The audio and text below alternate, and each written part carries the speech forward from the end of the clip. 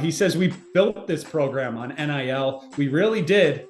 We built this program in God's name, image, and likeness. Dabo, first off, did he rehearse this? Like, do you think he was looking at himself in the mirror, rehearsing this line? Yes.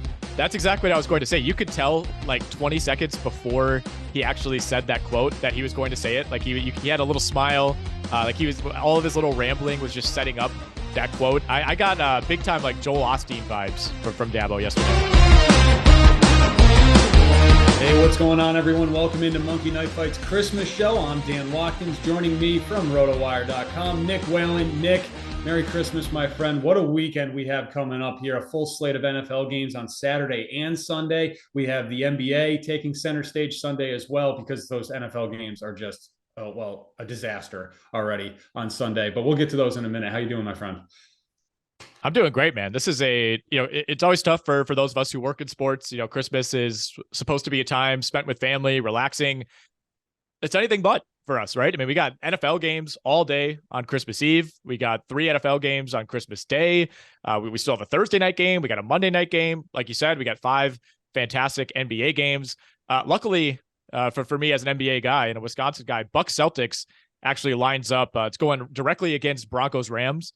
So I at least will have an excuse to turn away from that game. Yeah, so I was going to ask you this in a little bit, but you know what? I'll ask you right now since we're bringing it up. Big day in Wisconsin Sunday with the NFL, with the Packers and the Bucks both playing. What is the schedule for the Whalen family Christmas? Is everything built around those games? I know you got the Packers at like what, noon, 12:30, and then we got the Bucks at 4:30. So what's going on? What's the itinerary for Sunday?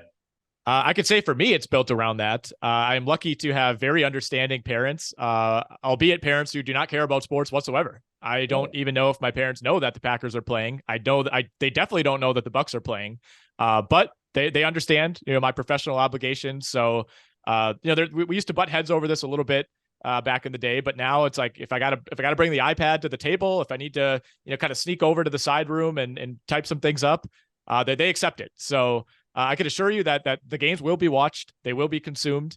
I might be by myself at times, but such is life. Hey, can't beat that, honestly. I mean, I prefer watching alone than with like a gigantic group of people. But anyways, with my family, Christmas Eve, we got the Patriots at 1:00 on Saturday. We're like scheduling our travel plans to our relatives that we have to go to for like Christmas Eve at night around like the Patriots game. We might just go early now and just go like late morning and then get out of there by the time the Pats start. But I don't know. That's still TBD.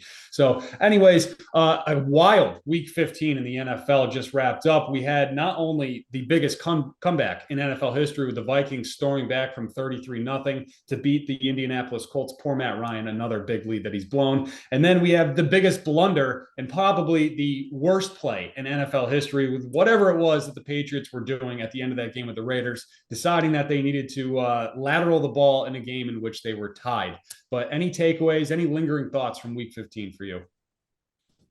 Yeah, I mean, the Patriots play, I don't think there's really anything left to be said about that. I appreciate in some ways Jacoby Myers taking accountability. I think there were a lot of questions of like, did he think, was this a J.R. Smith situation? He thought they were trailing and they needed to score there.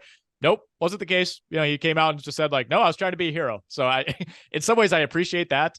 I don't think a lot of players would have handled it as gracefully as he did. However, he did make the statement that he, quote, thought he saw Mac Jones open 25 yards behind him at midfield. Like, even if that throw back to Mac Jones is completed, where's it going from there? Like, once you cross the line of scrimmage and throw it back, you can't just like toss it downfield in a Hail Mary. Like, is Mac Jones the guy who couldn't even get to the edge on a wide open QB boot like 5 minutes earlier? Is that guy, juking out 7 players and running to the end zone? I don't know. It was insane. I mean, it was wild to watch it unfold live. I'm sure you felt a little bit, you took it a little harder maybe than I did, but I was on the Pats to win that game. I was actually feeling okay going into OT. Or like, all right, these are a situation, this is a situation where I trust the Patriots a little bit more than I do the Raiders. And even for a split second there, I entertained the possibility that Ramondre Stevenson might break that himself for a touchdown. Yeah, there was. Well, he rattled off like 20 yards before he pitched it back to Myers to begin with. But with the Patriots, I think it just everything that's gone wrong with them, I think just comes back to coaching. and just being ill prepared this season, which is still just so crazy to think about with the Bill Belichick team. But what they've done with that offensive coaching staff with Matt Patricia and Joe Judge, two guys that know nothing about offensive football and have not worked on that side of the ball, and having them trying to run an NFL offense, it just seemed to me like the Patriots players were just like, we have to make a play here, because if we get into overtime, we're probably not going to handle this correctly or get the right play calls in, like they handled against the Packers way back in week 4 when they went to overtime in that one too. But yeah, it's just a disaster right now. Now the Patriots, you got 3 games left remaining. You got the Bengals this weekend, Miami next weekend, Buffalo the week after that. So you got 3 playoff teams as well. But the Pats still do technically control their own destiny. So with it being Christmas, we thought we'd kind of do like a little fantasy football, like stocking stuffers this year. So give me some guys that are on your nice list. Give me some guys that are on your naughty list from fantasy football this year. Yeah, so I'm looking at, the ADP list. I'm grabbing this from NFC, which are, very competitive leagues. Everybody's clued in on the ADP. You're not going to get these wild values. I think Josh Jacobs has to be number 1 on the nice list, right? I mean, this is a guy that, and I will say I had 0 shares of Josh Jacobs because I was completely off of him. His ADP was 64 overall in NFC contests. And if you recall, coming into the year during preseason, there was talk of the Raiders trading Josh Jacobs. I think they were looking at that contract situation. He is very young for how long he's been in the league. By the way, I think he's like either hasn't turned 25 or just turned 25. But we were talking about whether he even finishes the season as a member of the Raiders. That they want to kind of get out ahead of a potential second contract and bring someone else in. At no point did I entertain the possibility that not only Josh Jacobs would be like a first round value, but the best value bar none in the NFL this season. Yahoo has a page where you can look at the quote unquote MVPs of the fantasy season. It's basically what percentage of the best fantasy teams, the top 500 in Yahoo leagues, are these players on. Josh Jacobs is on 62% of the 500 best teams on Yahoo. That is astonishing. That's like a 20% difference compared to the next highest, which was Travis Kelce. That's insane. Yeah. Josh Jacobs last year finished with less than 900 yards on the ground. This year, he's on pace to finish well over 2,000 all-purpose yards. He was a guy over the summer, I remember in multiple dynasty leagues that I'm in, that people were just unloading him for like next to nothing, for like low draft picks and stuff like that. And now he's been the best running back in fantasy. I would like to throw Ramondre Stevenson on there. He's closing in on 1,000 rushing yards to go along with 60 catches so far this season. He's the only good thing about the Patriots offense. He's just becoming a do-it-all back. And most likely it's going to lead to Damian Harris being allowed to walk in the offseason when his contract's up. Yeah, absolutely. Stevenson's awesome. He's one of my favorite players in the league to watch. And, again, another kind of crazy narrative coming into the year. It's like, Harris or Stevenson could go either way. And to be fair, that was the case. And for a while early on, Damian Harris was the better fantasy back. But, that injury to Harris really opened the door for Stevenson. And he has just been a complete monster. I think virtually all of the elite receivers probably belong on the nice list. If you're looking at the top 10 guys in terms of receiver ADP, the only ones, if you reached up for them in drafts, the only ones that you don't feel great about are Deebo Samuel, who's been good, but just not as good fantasy wise. Mike Evans, a lot of yards, a lot of targets, not a ton of big plays this year, but virtually everyone else has performed. Cooper Kupp was on another torrid pace before he got hurt. I don't view that as a bad pick. Justin Jefferson, obviously he's been incredible. Jamar Chase, when he's healthy, he's been awesome. Devontae Adams, Stephon Diggs, even CeeDee Lamb, and then of course Tyreek Hill and AJ Brown. So, we spent a lot of time at Rotowire recently talking about, looking ahead to the 2023 fantasy season. And I think one of the big themes we're going to see is kind of a regression in running back value with how many players it feels like flopped at that position, and a progression toward valuing receivers. I think, it could be a situation where like 7 of the top 11 picks in fantasy drafts are wide receivers next year. Yeah, I mean, they've all delivered, absolutely lived up to the hype. How about the naughty list? For me, I think the easy guy to go with here is obviously Russell Wilson, but I'm going to go with a different self-absorbed quarterback, and go with Aaron Rodgers, the two-time reigning MVP. Looks like a not a Jaguar, but just a guy this year without Devontae Adams being able to throw him the football. His yards per attempt is the lowest since 2015. He's thrown double-digit interceptions for the first time since 2010, and his yards per game is the lowest of his career at just 220 per game. He hasn't had a 300-yard game since week 13 of last year. Yeah, I'm not going to argue with you on that one. To me, it's like virtually all of the quarterbacks who were going in that kind of secondary range where it's like, if you didn't want to take Josh Allen, Patrick Mahomes, Jalen Hurts, Lamar Jackson, you're like, oh, I'm totally comfortable waiting, and I feel like I'm picking up all this value, and then I'll just get Russell Wilson, or I'll get Matthew Stafford, or I'll get Aaron Rodgers, Tom Brady, who I have on a bunch of teams. Like, those guys have just been pretty big busts. They all have, especially compared to how good the top 3 or 4 quarterbacks have been. You're leaving like 10 plus points on the table every single week. So yeah, Brady's on the list for me. I know the yardage has been up there. That's just a byproduct of how bad the Bucs run game has been. But I mean, he's on pace to throw basically half as many touchdowns as last year. He has 20 touchdowns right now. He had 43 a year ago. So unless he could throw 23 touchdowns over the next 3 games, going to be some pretty major regression in that category. I think, Jonathan Taylor, kind of a default answer as well. One of the all-time busts for a guy who is essentially a consensus number 1 overall pick. I think you're pretty disappointed in Najee Harris. Obviously Javonte Williams getting hurt. That was a big disappointment. Alvin Kamara, he's fallen off at the wrong time. He's been a disaster for fantasy over the last month. So plenty of running backs to choose from. That's for sure. Named a couple of those receivers as well. And basically at tight end, everybody not named Travis Kelce is on the naughty list. So I was going to ask you, can we put Kyle Pitts on this list? Yes. Or is it more of the quarterback play and injuries playing a part here? I don't know if it matters. I mean, he's on the list by default because he was maybe the singular biggest bust in all of fantasy based on the hype. Not his fault. Yeah, I think everybody would agree. It's not like Kyle Pitts got worse from year 1 to year 2.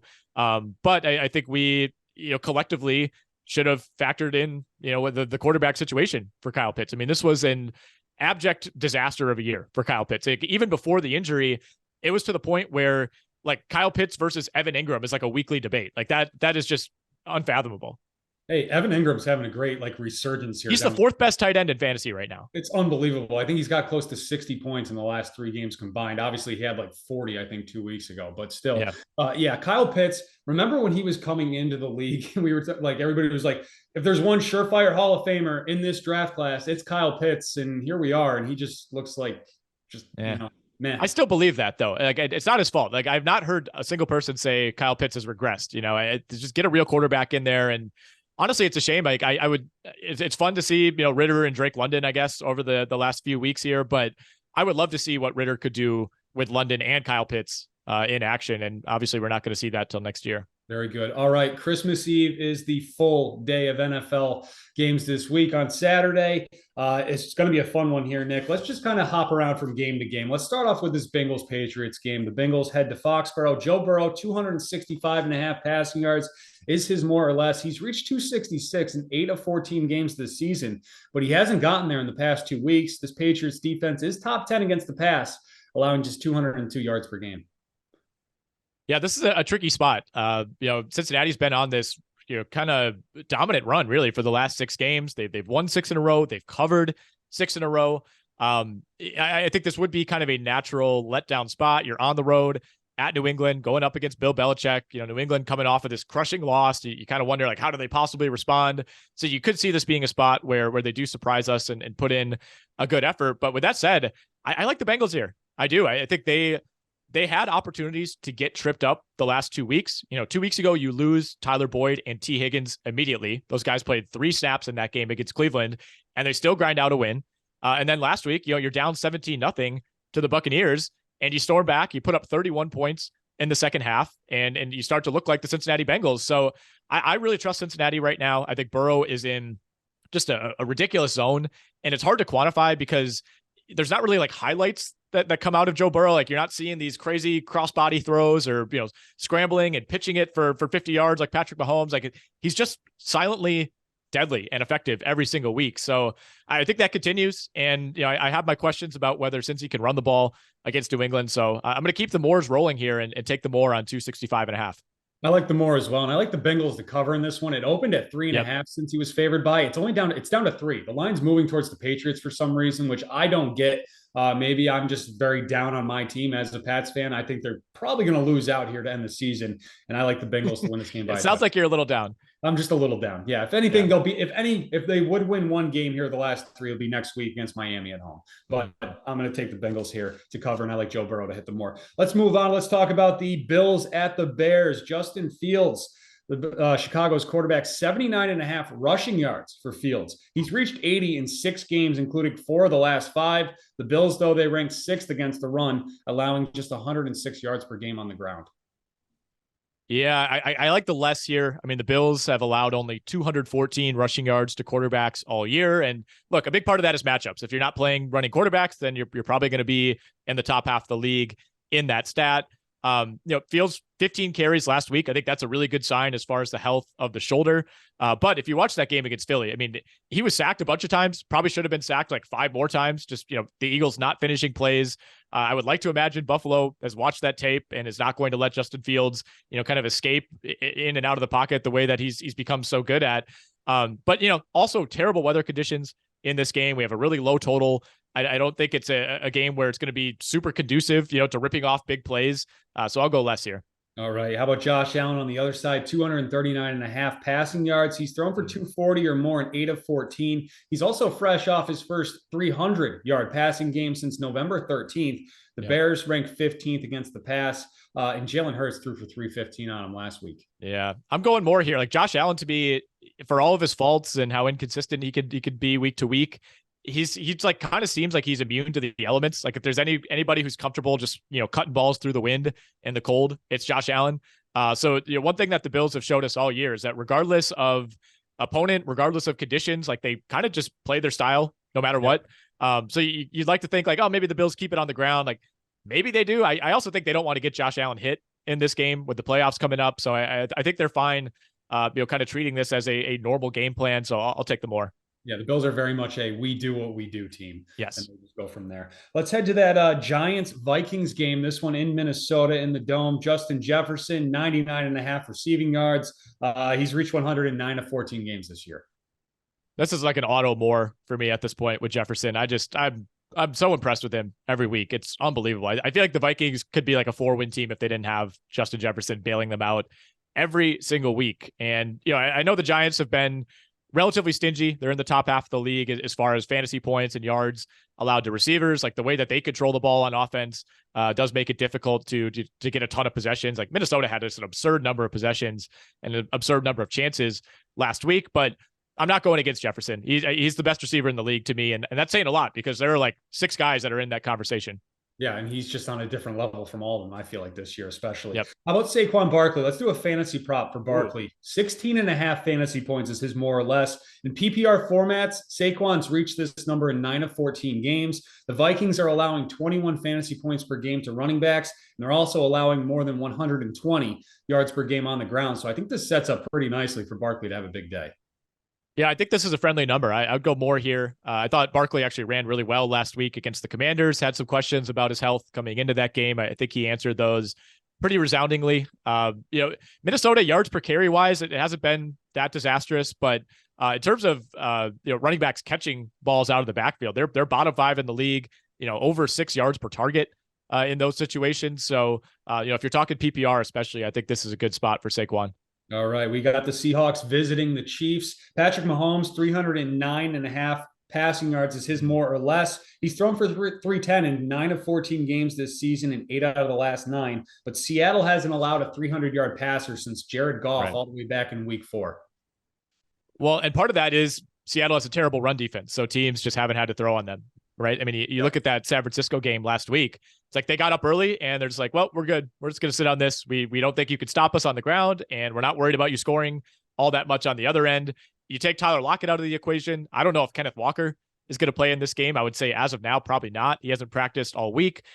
So I see this being a game that Kansas City can control pretty easily. It's the biggest spread of the week. They're 10-point favorites. They're the only double-digit favorite this week. And I think this is a big, Isaiah Pacheco type of spot for KC. We've been waiting every week on the true breakout for Pacheco, and I think it happens this week. So I'll go less on Mahomes. I don't think they really need him to be tossing the ball around. And then on the other side, you got DK Metcalf, 65.5 receiving yards. He's reached 66 in just 6 of 14 games this season. But the targets are there, especially lately. He's had 8 or more in each of the last 5 games. Yeah, I actually like the spot quite a bit for DK Metcalf. Removing Tyler Lockett, I think in some ways you could say, well, maybe that shifts the coverage, more toward DK Metcalf. Could be a spot where you look at Marquise Goodwin, who's going to be the number 2 receiver. But I think, again, I think Seattle's going to be trailing. I don't think they're going to be able to run the ball really on KC. And I think this could play out a lot like last week against San Francisco, where the entire second half, they just kind of had to throw the ball every play and try to keep up. So I think this is actually a really friendly number for DK Metcalf, because a lot of that production could come in garbage time situations. Yeah, and the Chiefs defense has not looked great the past 2 weeks. No, not at all. All right, one more. Derrick Henry, 105.5 rushing yards. It's the Titans taking on the Texans. He was our lock of the week last week, and he delivered, but he's only reached this number in 5 of 14 games, though. However, he is facing the Houston Texans, a team he routinely just owns. He ran for 219 yards against them earlier this season. He's actually got 4 straight games going into this one against the Texans with 200 or more rushing yards. This is basically a free space on a bingo board or an 8x8, a 10x10, whatever you want to play here on MKF. I'm smashing them more. Yeah, is this first half only or full game? I mean, like you said, this feels like one of those like boosted promos where they're lopping off like 70 yards. This might be the over of the year on MKF. I mean, 105.5 with Malik Willis at quarterback. I think this could be like the rare 30 carry game for Derrick Henry. You just don't see that very much in the NFL. Kind of harkening back to Ron Dane carrying the ball 50 times as a freshman against Minnesota. We've seen it a few times already. It's not like we haven't seen Malik Willis start for the Tennessee Titans. We saw him start against this very Houston Texans team. They treat him as conservatively as you'll ever see a quarterback treated. And I don't think that changes. I think they are completely comfortable trying to win this game like 13-9. And I think we're going to see a ton of Derrick Henry. I think maybe not going to be the most efficient game. I think Houston's going to know it's coming, but it's Derrick Henry, so I don't think it matters. Yeah, you just can't stop him. You really just cannot stop him, especially if you're the Houston Texans. All right, moving on. The late afternoon window Saturday, you got the Cowboys and the Eagles. Obviously, a lot of storylines this week with the Jalen Hurts injury. Gardner Minshew is stepping in. How does this impact the Philly skill position players, though, Nick, this weekend? I'm trying to formulate this like zag take on Gardner Minshew. And if you look at the last 5 games for Philly, Jalen Hurts carried the ball at least 16 times in 3 of those 5 games. Those are not just going to go directly to Miles Sanders or Kenneth Gainwell or Boston Scott or whoever. Like, some of those are going to turn into passes. And look, I like the Cowboys to win this game. I love the Eagles to cover at 6. I think they're +6 right now.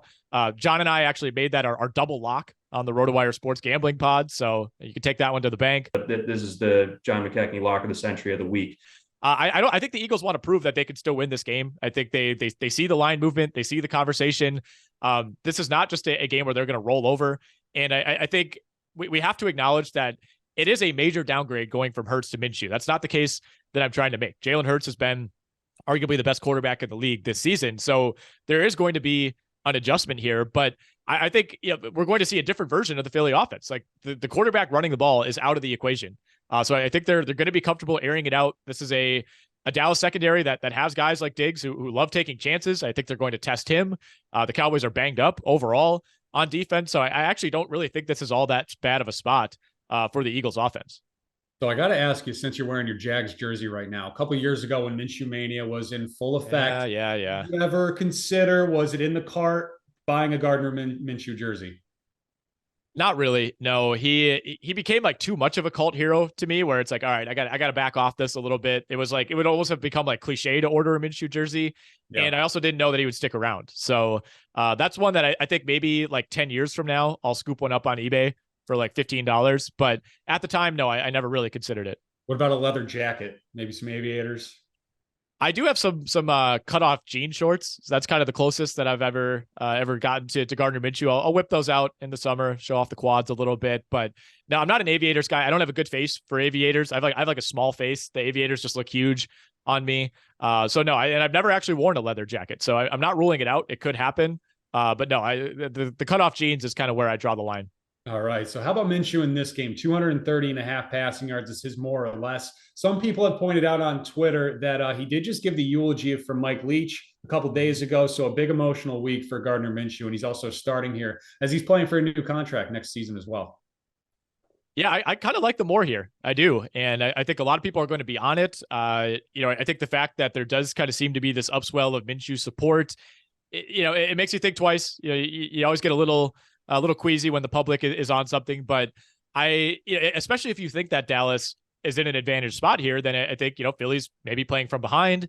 And I think that leads to more attempts for Gardner Minshew. So I like the more here. I mean, you got AJ Brown, you got Devontae Smith. I think they're in the conversation for best receiving duo in the league. I think that conversation starts, of course, with Waddle and Hill, but they're right there. And the other thing too, Philly gets Dallas Goedert back for this game, which is a big time underrated storyline heading into this game. I'm actually in a weird spot here because I picked up Gardner Minshew on the waiver wire this week. It's the playoffs. Deshaun Watson's my quarterback. But I'd start Minshew. I'm leaning towards Minshew, and I think I'm going to go that way because Watson has just not been good since coming back with Cleveland. Well, the total in that Saints-Browns game is 32. Yeah. I mean, we're looking at like 30-mile-an-hour winds. Like, I'm not like I have the Browns to win that game, and maybe Deshaun Watson gets you a touchdown, or maybe he runs one in. I don't know, but like I think there's significantly more or a higher floor, I guess, with Gardner Minshew is the way I would put it. Yeah, I think I agree with you. Dak Prescott on the other side, 255.5 is his more or less. That's a tough number. This is a great number set by Brian over at MKF. You're welcome. Yeah, thanks, Brian. Dak's gone over this number in 6 of his last 7. Kind of it got over by 1 yard or by half a yard, I guess, last week. I'll go less. Look, I'm on the Eagles this week. I think it could be another frustrating day for Dallas. I think they're probably coming into this game a little overconfident. And Dak he's been shaky the last few weeks. He has. That was the case against Houston. It was certainly the case against Jacksonville, especially in the second half. So I'll go less on Dak. All right, very good. Let's pause our football talk here for a minute and let's talk about the NBA for a few minutes. Absolutely. A monster NBA Christmas Day, as always, highlighted this year by the 2 best teams in basketball, with the Bucks and the Celtics going at it in Boston. That's like a 5:00 Eastern tip. The Celtics are just struggling mightily right now. We're recording this on Thursday, so we don't know what the outcome is Friday night against the Timberwolves. The Celtics have lost 3 in a row. They just got embarrassed by the Pacers Wednesday night, allowing 42 points in the first quarter. Just a complete disaster. The Celtics have also lost 5 of 6. But how do you feel about this game heading into this one? It's a big one. It's definitely the highlight of the slate. That is for sure. I think like the injury to Steph Curry kind of wears some of the luster off of that Grizzlies Warriors game. Excuse me. Obviously, the Lakers being without Anthony Davis, that's going to be pretty dicey against the Mavs. But this is very easily the best game on the slate.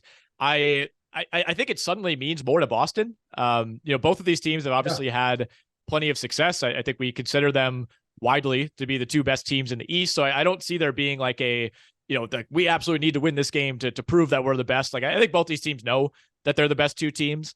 But the way that Boston's played of late, I mean, they've been the second worst offense in the league in the month of December. That is insane considering how well they played for the first month and a half of the year. And like you said, it kind of feels like they need something to build some momentum, and maybe they get that tomorrow night against Minnesota. That's obviously a very beatable team, but it's been borderline alarming, some of these games over the last couple of weeks. I mean, they were down 30 plus last night against Indiana? I know they made it a game in the second half, but just a complete no-show in the first.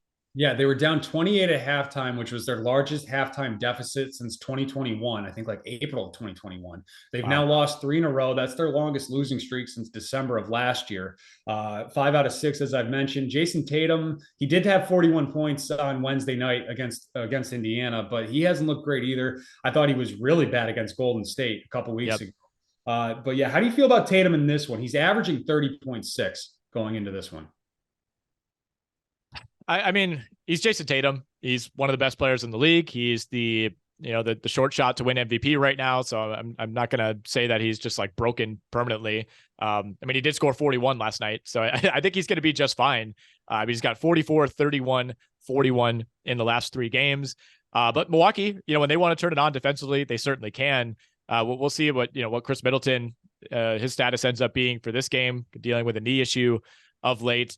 I like Boston to win this game. I like Tatum to play well. You said the number's 30.5 for points. That's what he's averaging. He's averaging 30. Oh, he's averaging 30.5. Well, if we're saying that's the hypothetical number, I think I'd go less. Milwaukee does seem to have some tricks up its sleeve defensively, but I like Boston to grind out a win in this game at home. How about Giannis on the other side? He's averaging 31.5 this season. He has been just ridiculously good. And every now and then he'll still have one of those games where you're like, are you hurt? Like, what's going on here? But even in games that they come up short, for example, last night, they did not play well against Cleveland, and Giannis just has like a casual 45, 14 and 4 with 2 blocks. I mean, he's on another level right now. And Boston has defended Giannis about as well as any team. It's Boston and Miami are the two that he always seems to struggle against, and Atlanta, weirdly. Onyeka Okongwu is like his kryptonite. So, look, Tatum and Giannis, they're almost always going to play well. It's hard to say otherwise. But yeah, I mean, if we want to say Giannis, if we put him at 30.5 as well, I would go more on that. All right, very good. I'll give you a couple other averages of some of the other stars on Sunday. Joel Embiid, Sixers at the Knicks. Embiid's averaging 32.5 this season. How do you feel about him? Yeah, he's gone under that number pretty comfortably the last 2 games. The Knicks have been significantly better on defense of late. I mean, I know they did just allow like 50 something to Pascal Siakam last night. Yeah, so 52. Take that with a grain of salt. But I think the Knicks will have a plan. They have plenty of big men to throw at Joel Embiid. And, with James Harden back, I think the stretch of Embiid just like putting up what felt like 40 and 10 every night is probably over. So I would go slightly less on his average. All right, Luka Doncic, the Mavericks taking on the Lakers at home. 32. Luka's averaging just over 32 points per game this season. I would go more on that number under the condition that this game doesn't get completely out of hand and the Lakers just no-show and Luka like barely plays in the fourth. If he plays a full game, he's going more. All right, LeBron's averaging 27 points per game, but he's gone 30 or more in each of his last 5. Can he continue that on Sunday? He can, because he is in chasing the scoring record mode at this point. I think with Anthony Davis out, winning games is completely secondary, and just piling up points and inching closer to Kareem's record is the number 1 goal at this point. So yeah, I think LeBron knows what this roster looks like right now. He knows this team is not contending until or unless they make a trade. But yeah, it seems like he's just getting an easy 30 every night at this point. All right, last guy. We'll do Ja Morant here. They're at Golden State. Morant's averaging 27 points per game. He also had some interesting comments this week talking to Malika Andrews, where he said that he doesn't have to worry about anyone in the West, and the only team he's worried about is the Celtics. That's just an amazing comment, first of all. Kind of just a wild thing to say, but I respect it. Grizzlies have not played the Warriors yet this season. The Warriors are what we say down bad right now. It feels like they're just getting blown out every single night. Memphis is super deep. I think they're going to be up for this game. Like the Warriors, who knows if Andrew Wiggins is going to play? They're a mess right now. So I'll go more on Morant. I think this game actually could end up being pretty lopsided. But if that's the case, then Morant's a big reason why. So I went out to dinner with my dad Saturday night, and I saw an absolute A+, fantastic piece of sports memorabilia out. Okay. A guy sitting at the other end of the bar was wearing a 1995 back-to-back world champions Houston Rockets hat. I never seen that before in my life. Gray hat, black brim, black letters with that old school Rockets logo right on the top there, the yellow basketball with the Houston Rockets. Just absolutely amazing. I wanted to go up and shake his hand, but I let him enjoy his meal instead. Yeah, normally that would be an auto kind of handshake situation. Maybe at least exchange kind of a nod and a point or a kind of a fist, like I respect you. That's amazing. Yeah, I mean, I had no notes from me. Yeah, it actually led me to I've been watching Hakeem Olajuwon highlights now like every night since. I mean, the dream shake is just one of the greatest moves of all time. That fake and then go right up. Just Hakeem Olajuwon, I feel like an underrated, underappreciated big man of all time. Absolutely. Yeah. Again, no complaints here. I love Hakeem. All right, very good. Moving on, let's go back to the NFL here. Let's kind of fire through some of these Christmas Day games, which are just kind of, I don't know, a disaster, really. They probably looked good before the season. I guess the Dolphins and Packers is probably the highlight of that schedule. Let's start off with Tua. 275.5 passing yards for Tua Tagovailoa. He's thrown for 276 or more in 6 of 12 games this season, but he hasn't reached that number in the past 2. And Green Bay ranks second against the pass, allowing just 186 yards per game. That is entirely because the Green Bay rush defense is so bad that teams just don't have to throw the ball. And they've also played a ton of bad quarterbacks. So, I wouldn't read into that stat too much. With that said, this number's a little high for me. I do worry about Miami, gashing Green Bay on the ground. They are so bad defending the run. And, we saw Miami was actually able to run the ball pretty effectively. Raheem Mostert looks really good right now. Yeah. And Raheem Mostert has a history of just torching the Packers. So I'll go less on this number under the belief that Miami will not necessarily need to air it out all that much. All right. How about Tom Brady? 269.5 passing yards. He's thrown for 270 or more in 8 of 14. He had his first 300-yard game since October last week, and Arizona's pass defense not very good. Not good at all. This is just a gift for the Buccaneers to be able to be playing the Trace McSorley, David Blau Cardinals at this point, because I think Tampa can lose to anybody. I don't know if they can lose this game. I will go more here. I think it's probably the same script as always for Tampa, where they try to run the ball, they can't, and they just have to throw a bunch of short passes that inevitably add up to like 300 yards for Tom Brady. So we'll see if there's ever a chance for them to maybe move the ball on the ground. This could be it, but I'll go more. All right. How about Tyreek Hill, 99.5 receiving yards, reached 106 of 14, but just once in the last 5 weeks. Yeah, this is a tricky one. Look, I'm gonna go more. I don't trust the Green Bay secondary. I know I went less on Tua's number, so we're kind of up against it there. But I mean, we saw Jair Alexander get burned by like N'Keal Harry and I think Equanimeous St. Brown a couple weeks ago against the Bears. Like, if you can't handle those guys, I don't know if you can handle Tyreek Hill. So yeah, very concerned. I mean, Green Bay's not a good tackling team. They're not a good coverage team. They have the worst defensive coordinator in the league. So I think we see at least one big play out of Tyreek Hill. All right. Aaron Jones, 65.5 rushing yards. He's reached 66 in just 5 of 14 games this season. He ran for 90 last week, though, against the Rams. Miami ranks 10th against the run, allowing 111 yards per game. I'm hitting the more in this one simply because Aaron Jones has caused me more pain in fantasy football than any other player in fantasy. Personally, he's responsible for ending my season 3 years running. And of course, I'm playing him in the semifinals this week. So I'm expecting him to just have a monster day Saturday. Yeah, I love that. Fade your own happiness here. I'm going to go less because I don't trust Green Bay to stick with Aaron Jones. We've seen this narrative like 10 times this season where he looks amazing early in a game and then we just like don't see him again for whatever reason. And I also think there's a pretty good chance that Green Bay is trailing a lot of this game and won't really have the luxury to maintain that rushing attack, which I think is wrong because they could move the ball on the ground. That's like the one thing that they've been able to do this season, especially the last few weeks, but they just get away from it for whatever reason. And AJ Dillon is also healthy and running really well. So I think that takes away some of the rushing upside for Aaron Jones. All right. How about Aaron Rodgers? 240.5 passing yards. He's thrown for 241 or more in just 4 games this season. Miami, though, ranks 27th against the pass. Yeah, he hasn't gone over this number since the Detroit game in week 9, which was just a disaster. I think he goes more here because Green Bay's trailing. And again, I think if they're getting away from the run, that means they're passing the ball. I could see this being one of those just kind of classic frustrating Rodgers games where, it's like they absolutely need to convert this 3rd and 8 to stay within a score and they can't do it. But I think there's going to be a lot of throwing in the second half for Green Bay. And look, having this version of Christian Watson plus Romeo Doubs, who looked great on Monday night against the Rams, like the passing game in theory should be as good as it's been all year. So I actually like both teams to put up points here. I don't think Green Bay is going to be able to get enough stops to win, but I think they could easily score in the mid to high 20s. So I'll go more on Rodgers. All right. Last guy, James Conner, Cardinals, Bucks, and the nightcap Christmas night, 65.5 rushing yards. He's reached this number just 3 times this season. Yeah. But the Bucks run defense has not been great this year. They're allowing 120 yards per game. This is like a trick question. Like I'm offended that I would even be asked this. I don't care about this game at all. I'm going to go less though. The Bucks rush defense has taken a step back. With that said, they are a top 5 team in terms of fantasy points allowed to running backs. So they could be exploited through the air. I think, Arizona very likely playing from behind here. I don't see this being a good spot for James Conner. This is just basically fade the entire Arizona offense type of game for me.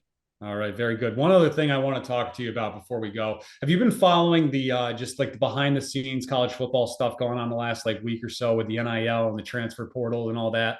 So Drake May apparently has been offered $5 million to transfer from UNC by 2 different schools. Pat Narduzzi, Pitt's head coach, tried to put someone on blast this week in an interview, but he pulled it back last second. Yep. But anyways, did you see what Dabo Swinney said about NIL? I sure did. That was in contention for the quote of the year. It is right up there. I mean, I know we do the best of the years, because we're coming up on New Year's and all that, but this one really might be the winner. Just the cringiest quote I think I've ever heard Dabo say, and I've heard Dabo say some very cringy things. He says, "We built this program on NIL. We really did. We built this program in God's name, image, and likeness." Dabo, first off, did he rehearse this? Do you think he was looking at himself in the mirror, rehearsing this line? Yes. That's exactly what I was going to say. You could tell 20 seconds before he actually said that quote, that he was going to say it. Like he had a little smile, like he was, all of his little rambling was just setting up that quote. I got big time like Joel Osteen vibes from Dabo yesterday. Yeah, that might be Dabo's like second career. Once he's done coaching, he's probably going to go on tour. Do like yes, he is like. Have you ever watched Righteous Gemstones on HBO? Like I think he's going to be living that life. Yeah, definitely. But also at the same time, though, you built this in God's name, image, and likeness. You did produce Deshaun Watson, by the way, who I don't God-fearing man, Deshaun Watson. Yeah, true. And also, but I will give him this though. If he did do that, it probably would explain why he has never won in South Bend. Yeah, exactly. It's religion on religion. It's tough up there. Exactly. All right. Very good. Merry Christmas, everybody. That's going to do it for us this week. Good luck on all your contests and enjoy the holiday weekend.